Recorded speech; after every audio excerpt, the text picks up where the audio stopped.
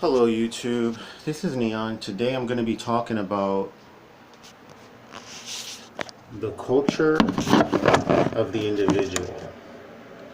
So, some years ago, I heard something on the media asking the question, what is US culture?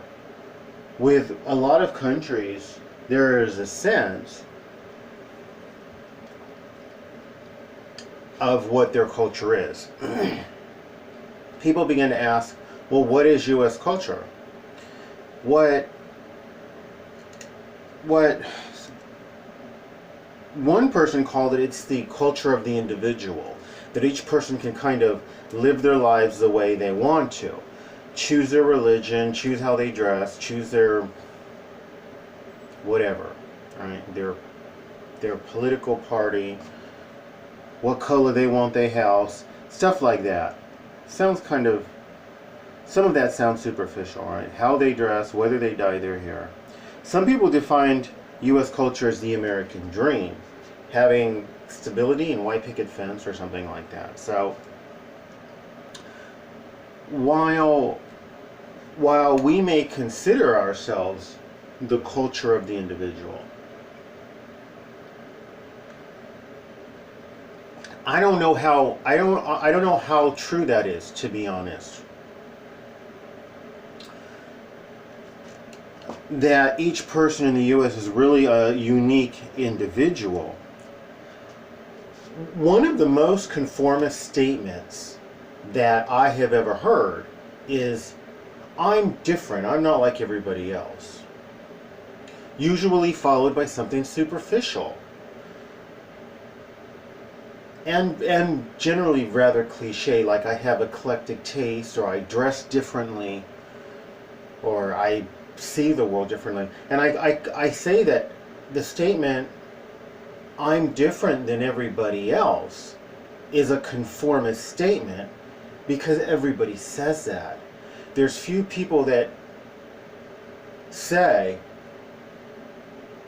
I'm just like everybody else. There's nothing really unique or different about me, okay?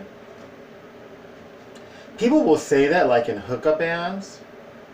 Like, I'm a go with the flow kind of guy and you're not going to have any problems with me. But there's so many studies, sociological studies, such as the crab theory, such as Stockholm syndrome, such as trauma bonding, such as the 80-20 rule or the 80-20 principle with respect to whose sides people take when a crime is committed, that certainly human behavior, it's very predictable. It's not unique. Okay, it is not unique. There is the contradiction in those people who they form groups that are seen as very outcast or rebellious, yet within the group itself it's very conformist. I'm going to pick on some of these groups now. I'm assuming that this applies to them. It could be goths, it could be punk rockers, it could be hip-hop. The different groups, cliques within people who have considered themselves hip-hop, where they're very conformist within the group, they're snobbish towards other people that aren't like them, and yet they want to say that they're different than everybody else. So they want the best of both worlds. They want to be able to say they're different because they dress differently, or listen to a different kind of music. But they want to do what everybody else does, which is be a snob and be condescending towards people who are not like them. And that's what all of us do.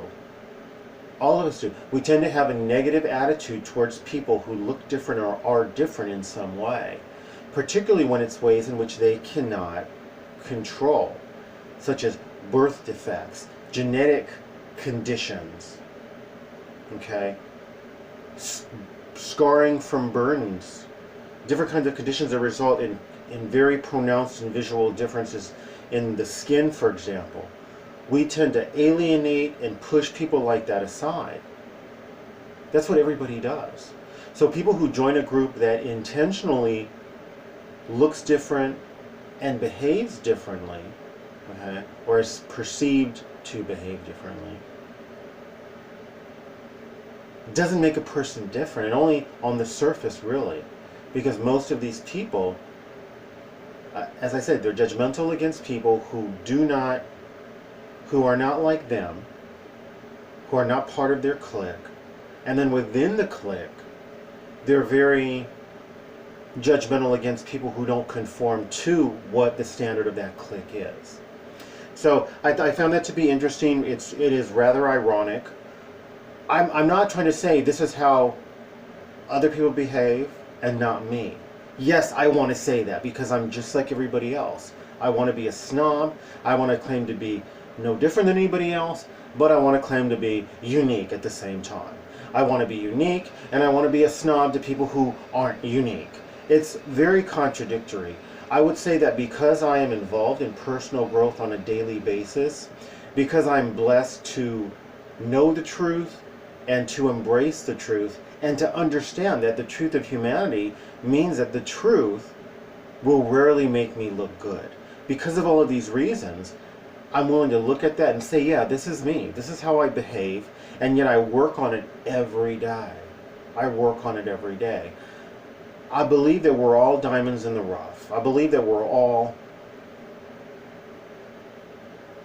like a gold mine.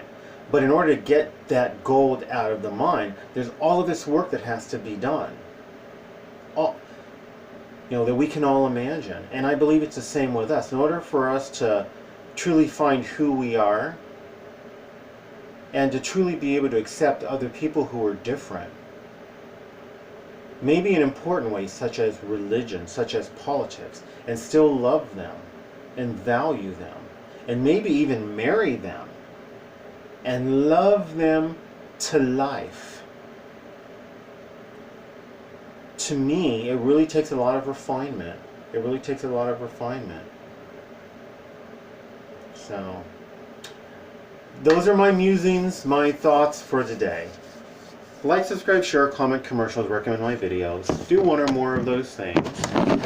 Best wishes.